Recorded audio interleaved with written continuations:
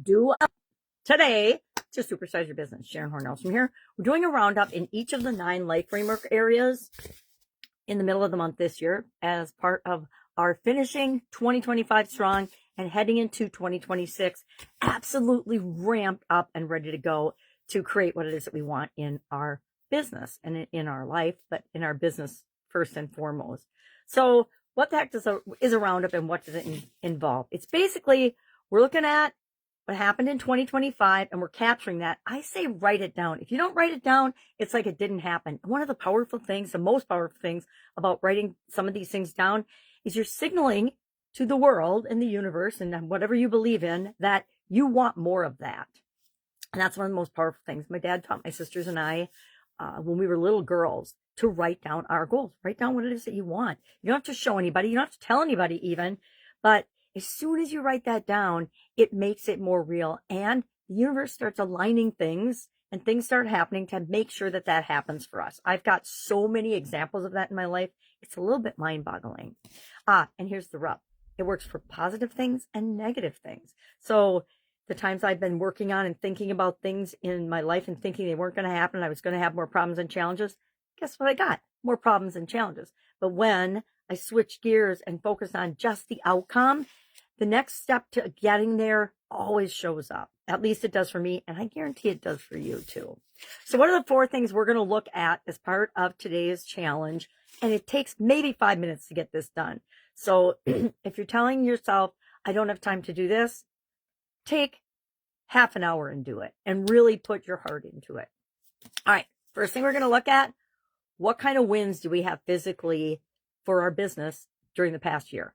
I say write out and brainstorm everything you can think of. This is one where I take a little tablet or a piece of paper or a little notebook with me, and I carry it around all day because when something pops into my head that was a win from last year physically, I'm going to write that down.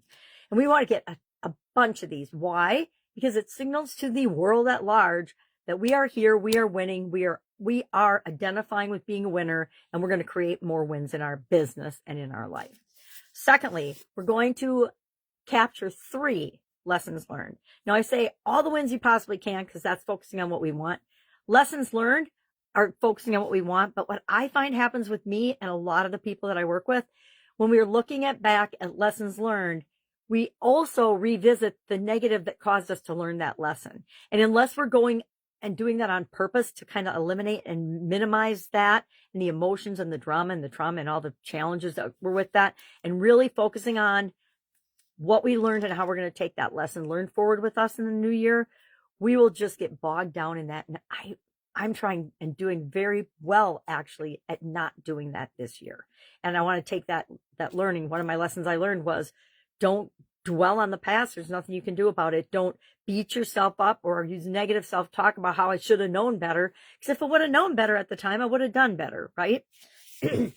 So physically, what are some lessons you learned about your business? Maybe the parking lot needs repair. Oh, we'll talk about this next. Biggest challenge. What is the biggest physical challenge for your business right now that you haven't resolved this year that you want to make sure you take care of next year? Maybe if you have a physical location, maybe your parking lot needs resurfacing because there's a bunch of potholes in it. I'm just looking for what are some physical real examples that could apply here.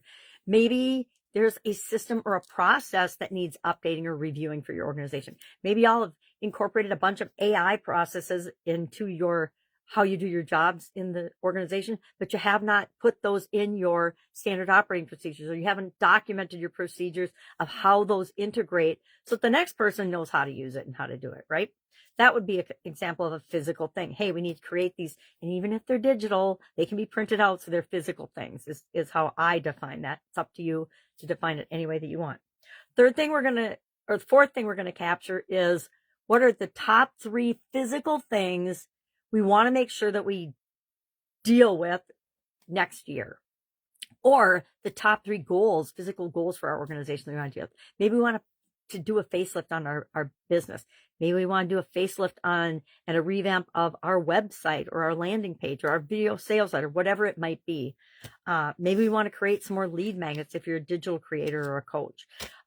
Whatever it is, 3 of those. So bunch of wins, just capture wins all day long. 3 lessons learned, biggest challenge, and 3 things you want to take into the new year as three items. Maybe there's 3 lessons learned that you learned this year that are so powerful and so good and have had such a positive impact on you and your organization. You want to make sure you carry those into the new year. Maybe you have an end of the year roundup and wrap up with your executive team or with your team, whatever is appropriate for you. Maybe you just map out, 15 minutes to half an hour for yourself and do this. And then talk to a couple other people about it and see if they, have the same feelings about it and emotions and thoughts about how the year went and how you want to go and lead and become the supersized version of your business next year. All right. Any questions about this? Just reach out and ask. It's eerily quiet in the world right now with everybody getting ready for the holidays. And maybe it's not quiet for everybody else, but for me, it's very quiet and very, very calm. And I am absolutely loving it for a change. All right. But that means I have time if you need help. Just ask. Have an awesome day. And I'll, of course, be with you tomorrow.